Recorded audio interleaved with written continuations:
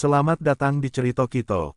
Di zaman kuno kehidupan di surga selalu dalam kedamaian dan kemakmuran, tiba-tiba saja semua itu dihancurkan oleh sekelompok asura yang memberontak dan suka berperang. Hal itu membuat mereka diusir dari surga dan jatuh ke dunia fana. Para kelompok itu menamakan dirinya sebagai Dewa Tempur Asura. Scene lalu berpindah, diperlihatkan para asura telah berkumpul untuk menyambut peperangan dengan dewa. Pertempuran dengan musuh bebuyutan yaitu dewa telah berlangsung selama ribuan tahun dan tak akan pernah berhenti. Diperlihatkan seorang remaja yang lari dengan tergopoh-gopoh dengan gips di kakinya.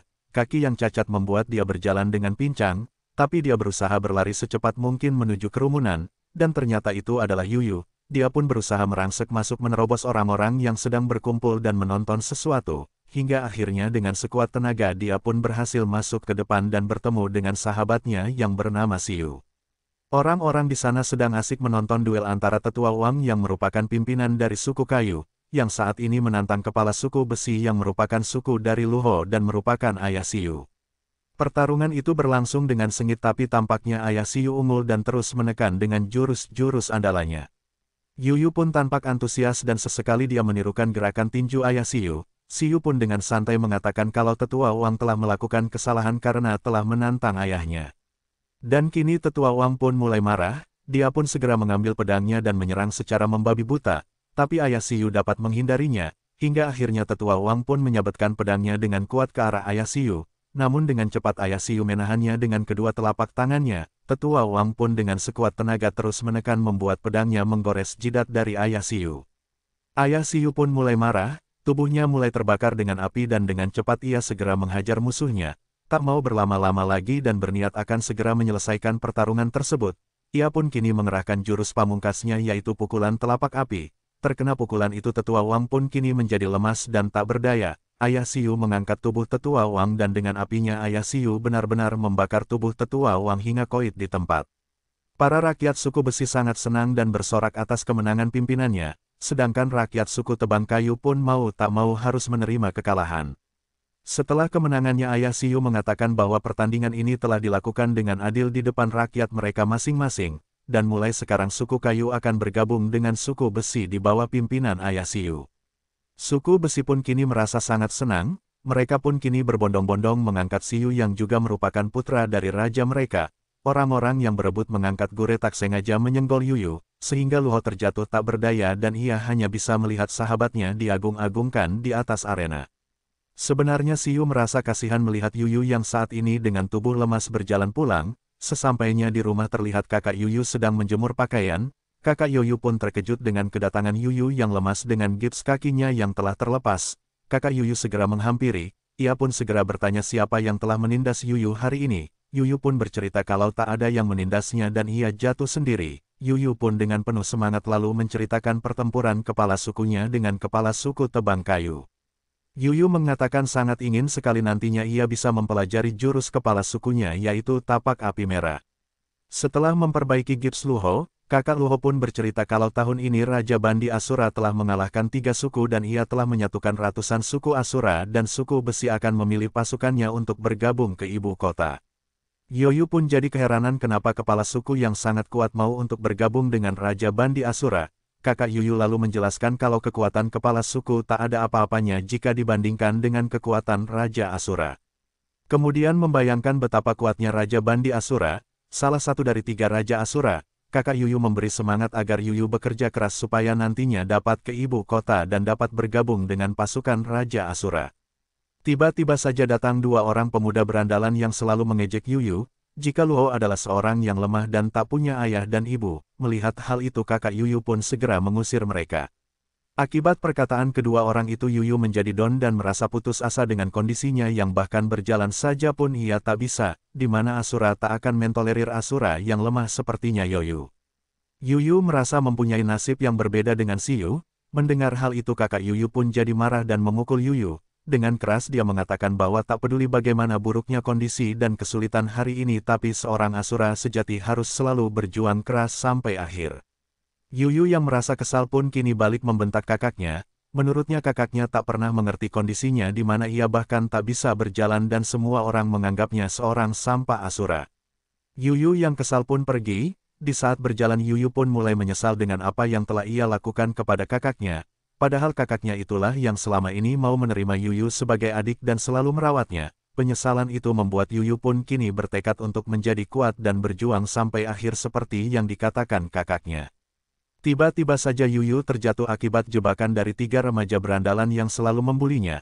Hal itu dilakukan karena Yuyu dianggap telah masuk ke wilayah mereka.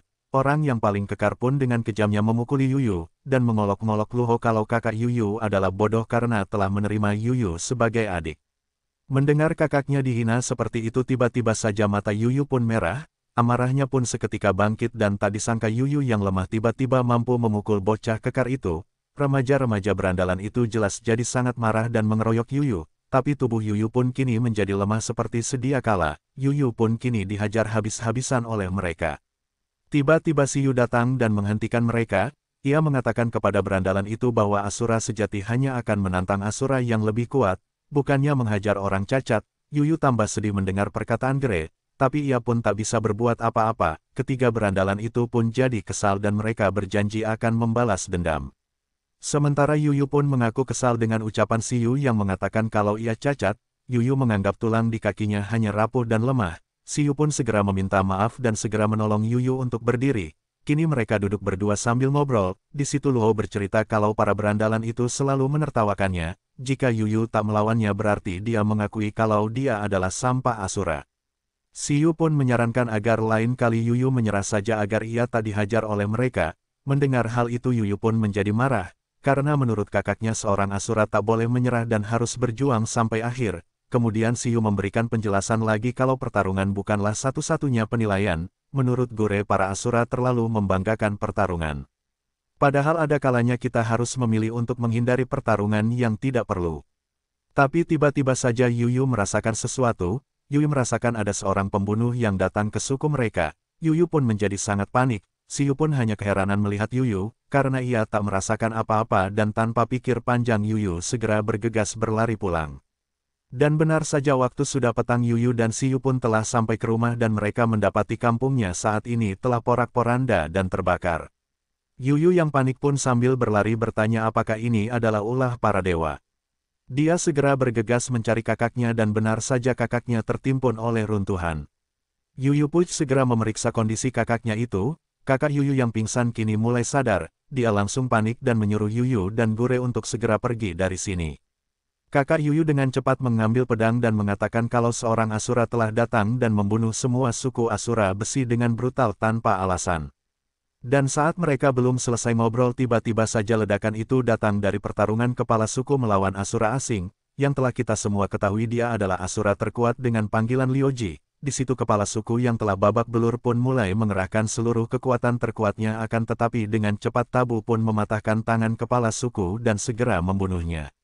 Hal itu membuat Siyu jadi kaget, begitupun dengan Yuyu karena ia kini telah melihat orang yang mempunyai aura pembunuh yang sangat besar. Gore pun tanpa pikir panjang langsung menyerang Tabu tapi hanya dengan sekali pukul Siyu tumbang dan tangannya putus.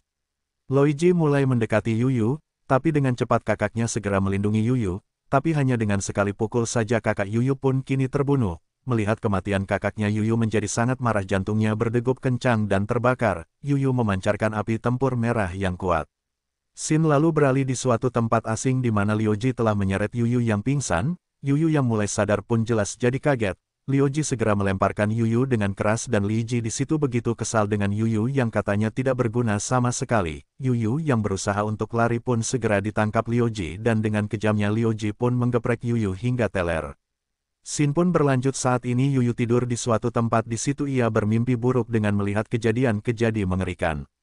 Kejadian yang baru saja ia alami di mana orang-orang dekatnya dibantai di depan matanya dan saat terbangun Yuyu pun langsung dikagetkan dengan seorang di depannya. Orang itu bernama Jingyi, dia merupakan saudara dari Liu Ji. Ia pun lalu bercerita kalau Liu Ji lah yang telah menculik Yuyu ke sini. Yuyu yang gugup pun segera mengatakan kalau Liu Ji lah yang telah menghancurkan seluruh desanya dan membunuh semua keluarganya. Jingyi pun segera meminta maaf kepada Yuyu atas perbuatan Liu Ji yang selalu bertindak sesuai keinginannya. Yuyu bertanya mengapa Liu Ji melakukan hal yang kejam seperti itu. Jingyi mengatakan kalau ia telah melakukan yang terbaik untuk menghentikan Liu Ji. Tapi tetap saja Liu Ji melakukan tindakan seperti itu. Yuyu pun masih merasa kebingungan dengan semua ini. Jingyi pun lalu mencoba menenangkan Yuyu. Yuyu tak perlu takut karena ia akan selalu membantu Yuyu dan menjawab satu persatu semua keraguan Yuyu saat ini dan cerita pun bersambung.